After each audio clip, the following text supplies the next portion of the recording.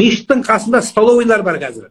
Мешіттің қасында столовыйлардан тамақ жеу көп адамның пешенесінде бар. Бірақ сол 4 қадам басып, мешіттің ішіне кіріп, 2 ракағат намаз оқу көп адамның тағдырында жоқ. Алла нәсіп етпеген.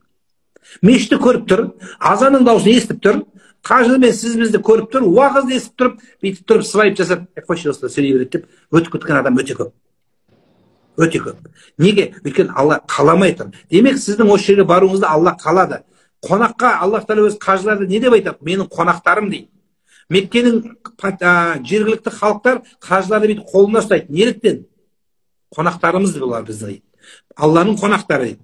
Сол үшін бұл Алланың ұлы қонақтары сіздер және әр қазаққа бару нәсіп болсын деп дұғада боламыз.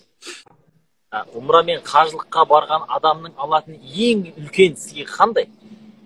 Ең үлкен сый жәннет қана. Болды.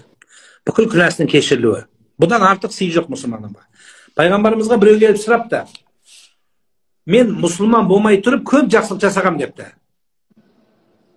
Сол менің дұғаларым қабыл бола ма, соған сыйлық бола ма депті. Мысалы мен мұсылман болмай тұрып үйімді берген, садақа берген, жақсылық жасағам, осы үшін сыйлық бола ма дегенде сыйлығыңды алып тұрсың ғой деді. Қайсысы деп еді? Сенің мұсылман болғаның сыйлық емес пе деді. Алланың сізге нәсіп еткен. Тура сол сияқты сіздің алғаныңыз Алланың рахымды аяғыңыздың сол жерге тиюінің өзі сізге сыйлық. Алланың сыйлығы. Алла қаламаса кіре алмайсыз сол жерге. Қаламайсыз. Алла қалады, аяғыңыз тиеді сіздің. Сондықтан Аллахтың қалауы түскен адамға сөзсіз бар.